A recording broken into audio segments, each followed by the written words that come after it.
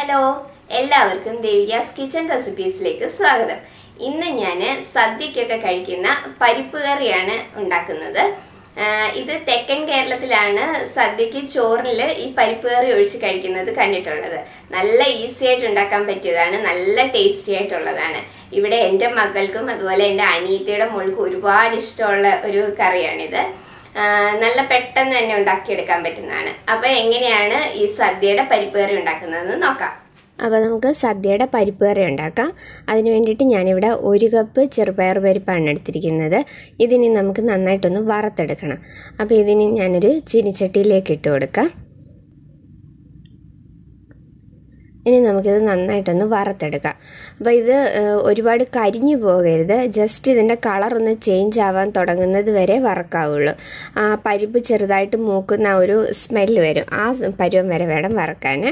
അപ്പോൾ ഇപ്പോൾ ഈ പരിപ്പൊക്കെ ഒന്ന് ആ കറക്റ്റ് പരുവത്തിനൊന്ന് വറുത്ത് വന്നിട്ടുണ്ട്. ഇനി ഞാൻ ഗ്യാസ് ഓഫ് ചെയ്തിട്ട് ചൂടാറാനായിട്ടൊന്ന് മാറ്റി വെക്കുകയാണ്. ഇപ്പോൾ പരിപ്പിൻ്റെ ചൂടൊക്കെ നന്നായിട്ട് മാറിയിട്ടുണ്ട്. ഇതിനി നമുക്ക് നന്നായിട്ടൊന്ന് കഴുകിയെടുത്തുകൊണ്ട് വരാം, എന്നിട്ട് വേണം ഇത് വേവിക്കാൻ. ഇപ്പോൾ ഇതാ ഞാൻ നന്നായിട്ടിത് കഴുകിയെടുത്ത് കൊണ്ടുവന്നിട്ടുണ്ട്. ഇതിനി നമുക്ക് കുക്കറിലേക്ക് ഇട്ടിട്ട് നന്നായിട്ട് വേവിച്ചെടുക്കാം. ഇപ്പോൾ ഞാൻ ഈ പരിപ്പ് കുക്കറിലേക്ക് ഇട്ട് കൊടുത്തിട്ടുണ്ട്. ഇനി ഇതിലേക്ക് ആവശ്യത്തിനുള്ള വെള്ളവും കൂടെ ഒഴിച്ചു കൊടുക്കാം. അപ്പം ഞാനിവിടെ 3 കപ്പ് വെള്ളമാണ് 1 കപ്പ് പരിപ്പിന് ചേർക്കുന്നത്. പിന്നെ നമുക്കിനി ആവശ്യത്തിനുള്ള വെള്ളം പിന്നെ വേണേൽ ഒഴിച്ചു കൊടുക്കാം. ഇനി ഇതിലേക്ക് ആവശ്യത്തിനുള്ള ഉപ്പും കൂടെ ഇട്ട് കൊടുക്കാം. ഉപ്പും കൂടെ ഇട്ടിട്ടുണ്ട്. ഇനി ഇതിലേക്ക് 1/2 ടീസ്പൂൺ മഞ്ഞൾപ്പൊടി, 1/4 ടീസ്പൂൺ മുളക് പൊടി, 1/2 ടേബിൾ സ്പൂൺ വെളിച്ചെണ്ണയും കൂടെ ഒഴിച്ചിട്ടുണ്ട്. ഇതിനി നമുക്ക് നന്നായിട്ട് മിക്സ് ചെയ്തതിന് ശേഷം അടച്ചു വെച്ച് മീഡിയം ഫ്ലെയിമിൽ ഒരു 3 വിസിൽ വരുന്നത് വരെ നന്നായിട്ട് വേവിച്ചെടുക്കാം. ഞാനിതിൽ കാശ്മീരി ചില്ലി അല്ല ഇട്ടിരിക്കുന്നത്, നമ്മുടെ സാധാരണ എരിവുള്ള മുളക് പൊടിയാണ്. ഇത് പക്ഷേ ഒരുപാട് സ്പൈസി ആയിട്ടുള്ള ഒരു പരിപ്പ് കറിയല്ല. അപ്പോൾ അതുകൊണ്ട് തന്നെ ഞാനൊരു 1/4 ടീസ്പൂൺ മുളക് മാത്രമേ ഇട്ടിട്ടുള്ളൂ. അപ്പോൾ പരിപ്പ് ഞാൻ ഇങ്ങോട്ട് മാറ്റി വെച്ചിട്ടുണ്ട്. അപ്പോൾ പരിപ്പ് വേവുന്ന സമയം കൊണ്ട് നമുക്കിതിലേക്കുള്ള അരപ്പും കൂടെ ഒന്ന് അരച്ചെടുക്കാം. അതിന് വേണ്ടിയിട്ട് ഞാനിവിടെ 1/2 കപ്പ് തേങ്ങ എടുത്തിട്ടുണ്ട്, 1/2 ടീസ്പൂൺ ജീരകം, 1 വെളുത്തുള്ളിയാണ് എടുത്തിരിക്കുന്നത്. വെളുത്തുള്ളി ഇതിന് ഒരുപാട് കൂടിപ്പോകരുത്. വെളുത്തുള്ളി കൂടിപ്പോയി കഴിഞ്ഞാൽ അതിൻ്റെ ആ ഒരു ചുവ വരും. അപ്പോൾ അതുകൊണ്ട് 1 വെളുത്തുള്ളി മതി. ഇതിനെ നന്നായിട്ട് മഷി പോലെ ഒന്ന് അരച്ചെടുത്ത് കൊണ്ടുവരാം. ഇപ്പോൾ നമ്മുടെ കുക്കറിൻ്റെ പ്രഷറൊക്കെ പോയിട്ടുണ്ട്. ഇനി നമുക്കൊന്ന് തുറക്കാം. അപ്പോൾ ഇതാ പരിപ്പൊക്കെ നന്നായിട്ട് വെന്ത് വന്നിട്ടുണ്ട്. അപ്പോൾ ഇതിങ്ങനെ തവിയുടെ ഈ ബാക്ക് സൈഡ് വെച്ച് ജസ്റ്റ് ഒന്ന് ഉടച്ചു കൊടുക്കാം. അപ്പോൾ ഇനി നമുക്കിതിലേക്ക് കുറച്ചും കൂടെ വെള്ളം ചേർക്കണം. അപ്പോൾ ഇനി ഞാൻ അരച്ചു കൊണ്ടുവന്നിരിക്കുന്ന ഈ അരപ്പും കൂടെ ഇതിലേക്ക് ഇട്ട് കൊടുക്കണം. ഇതാ ഈ ഒരു പരുവത്തിൽ നന്നായിട്ട് ഇതൊന്ന് അരച്ചെടുക്കണം. അപ്പോൾ ഇനി ഈ അരപ്പും കൂടെ നമുക്ക് ഇതിലേക്ക് ഇട്ട് കൊടുക്കാം. ഇനി ഇതിലേക്ക് ഞാൻ 1 കപ്പ് വെള്ളവും കൂടെ ഒഴിച്ചു കൊടുക്കുന്നുണ്ട്. അപ്പോൾ അത് മിക്സിയുടെ ജാറിലേക്ക് ഒഴിച്ചിട്ട് ആ 1 കപ്പ് വെള്ളവും കൂടെ നമുക്കിതിലേക്ക് ഒഴിച്ചു കൊടുക്കാം. ഇനി ഇത് നന്നായിട്ട് മിക്സ് ചെയ്തിട്ട് ഈ അരപ്പിൻ്റെ ആ ഒരു പച്ചച്ചുവ മാറുന്നത് വരെ നമുക്ക് നന്നായിട്ടൊന്ന് തിളപ്പിച്ചെടുക്കണം. അപ്പോൾ ഇത് പരിപ്പായതുകൊണ്ട് തന്നെ പിന്നെയും ഇരിക്കും തോറും ഇത് തിക്കായി വരുന്നതാണ്. അപ്പോൾ അതുകൊണ്ടാണ് ഞാൻ പിന്നെ 1 കപ്പ് വെള്ളവും കൂടെ ഒഴിച്ചു കൊടുത്തേക്കുന്നത്.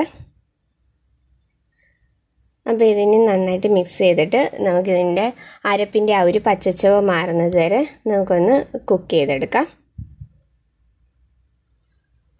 ഇപ്പോൾ ഇതാ നന്നായിട്ടൊന്ന് തിളച്ച് വന്നിട്ടുണ്ട്. നമ്മുടെ ആ അരപ്പിൻ്റെ ആ ഒരു പച്ചച്ചുവയൊക്കെ ഒന്ന് മാറിയിട്ടുണ്ട്. അപ്പോൾ ഇതാ ഈ ഒരു പരുവത്തിൽ, ഈ ഒരു തിക്നെസ്സിലാണ്. ഇനി ഇത് ഇരിക്കും തോറും വീണ്ടും ഈ കറി തിക്കായിക്കൊണ്ടിരിക്കും പരിപ്പായതുകൊണ്ട്. അപ്പോൾ ഇനി നമുക്ക് ഇതിൻ്റെ ഉപ്പുമൊക്കെ ആവശ്യത്തിനുണ്ടോ എന്നൊന്ന് നോക്കാം.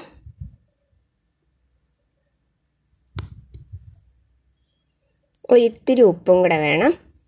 കുറച്ച് ഉപ്പും കൂടി ഇട്ട് കൊടുത്തിട്ടുണ്ട്. ഇനി നന്നായിട്ട് ഒന്ന് മിക്സ് ചെയ്യാം.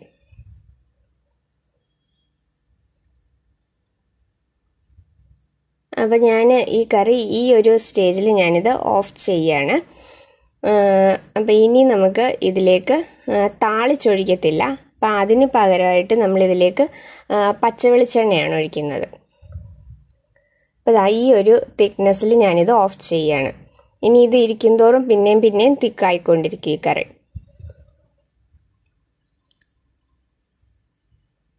അപ്പോൾ ഇനി ഇതിലേക്ക് ഞാൻ ഒരു 1/2 ടേബിൾ സ്പൂൺ വെളിച്ചെണ്ണ ഒഴിച്ചിട്ടുണ്ട്. കുറച്ച് കറിവേപ്പിലയും കൂടി ഇട്ട് കൊടുത്തിട്ടുണ്ട്. ഇതിനി നമുക്ക് നന്നായിട്ട് മിക്സ് ചെയ്തെടുക്കാം.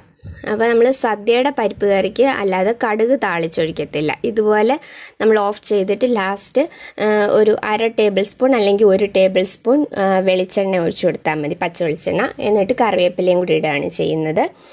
അപ്പോൾ ഇത്രയേ ഉള്ളൂ നമ്മളുടെ സദ്യയുടെ പരിപ്പ് കറി. നല്ല ഈസി ആയിട്ട് ഉണ്ടാക്കാൻ പറ്റിയതാണ്. അതുപോലെ നല്ല ടേസ്റ്റിയാണിത്. ഈ പരിപ്പും പപ്പടവും നെയ്യും കൂടെ കുഴച്ചിട്ട് കഴിക്കാൻ നല്ല സൂപ്പർ ടേസ്റ്റാണ്. ഇവിടെ എൻ്റെ മക്കളുടെയും എൻ്റെ അനിയത്തിയുടെ മോളുടെയും ഒക്കെ ഫേവറേറ്റാണ് ഈ പരിപ്പ് കറി. അത്രയും നല്ല ടേസ്റ്റി ആയിട്ടുള്ളൊരു കറിയാണിത്. കുഞ്ഞുങ്ങൾക്കൊക്കെ ഒരുപാട് ഇഷ്ടപ്പെടുന്നതാണ്. കാരണം അത് ഒട്ടും സ്പൈസി ആയിട്ടുള്ളൊരു കറിയല്ല. പിന്നെ ചിലരൊക്കെ ഇതിൽ പച്ചമുളക് ചേർക്കാറുണ്ട്. പക്ഷേ എൻ്റെ അമ്മയൊന്നും പച്ചമുളക് ചേർക്കാറില്ല. അമ്മ ഇങ്ങനെയാണ് ഉണ്ടാക്കാറുള്ളത്. അപ്പം എല്ലാവരും ഇതൊന്ന് ട്രൈ ചെയ്ത് നോക്കണം. ട്രൈ ചെയ്തിട്ട് നിങ്ങളുടെ അഭിപ്രായം എനിക്ക് കമൻസിലൂടെ അറിയിക്കണം. അപ്പോൾ വീഡിയോ ഇഷ്ടമായിട്ടുണ്ടെങ്കിൽ ലൈക്ക് ചെയ്യാനും ഷെയർ ചെയ്യാനും സബ്സ്ക്രൈബ് ചെയ്യാനും മറക്കല്ലേ. അപ്പോൾ അടുത്ത വീഡിയോയിൽ വേറൊരു നല്ല റെസിപ്പി ആയിട്ട് കാണാം. താങ്ക്